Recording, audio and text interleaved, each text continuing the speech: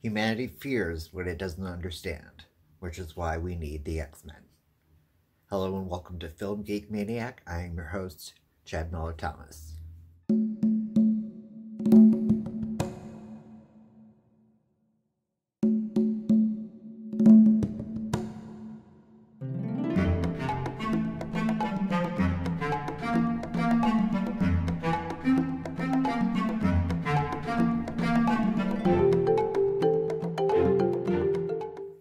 This year will mark the 20th anniversary of the very first X-Men film. Hard to imagine it's been 20 years. This movie had an incredibly low budget considering the scope and magnitude of this film, but it proved to be the starting point of what we know as the modern superhero movie, grounding it into reality, making it a trend 20 years later.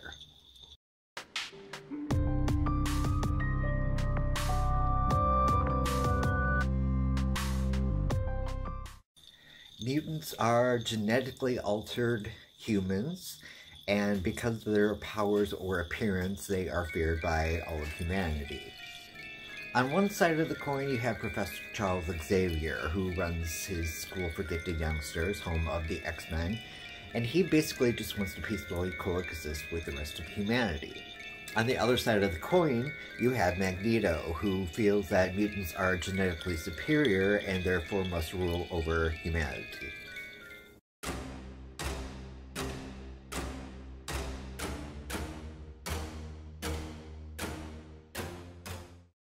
Brought into the fold are the characters of Logan and Rogue, outsiders that come to Xavier's school for gifted youngsters seeking refuge or answers.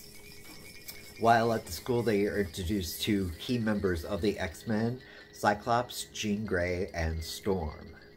Now, Magneto has his brotherhood of mutants, and they consist of Mystique, Sabretooth, and Toad. So the movie basically plays out the X-Men battling the Brotherhood over the fate of humanity. Now, this film boasts of quite a diverse cast, and quite a talented cast at that. Patrick Stewart was absolutely perfect for the role of Charles Xavier. Magneto, played by Ian McKellen, also a powerhouse of an actor. And then you have the likes of James Marsden, Famke Janssen, Halle Berry, Rebecca Romijn, and a few others, even including Anna Paquin. But the star of this film is clearly Hugh Jackman's Wolverine. Now, for the most part, this film holds up pretty well 20 years later. There are certain things that obviously are good to complain about, and that's basically a lot of underdeveloped supporting characters, and then Storm's come and go Kenyan accent, and her one lightning joke that most people take out of context because they don't know the significance behind it. So as that said, the film actually holds up pretty well.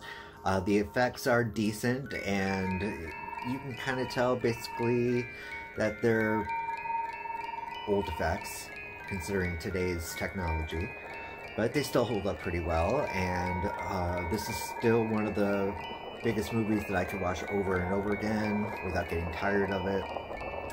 And it also sets up quite a few subsequent movies after this. Thank you for watching this episode of me talking about X-Men from 2000. Don't forget to hit like, subscribe, hit that notification bell, and as always, love and light to you all.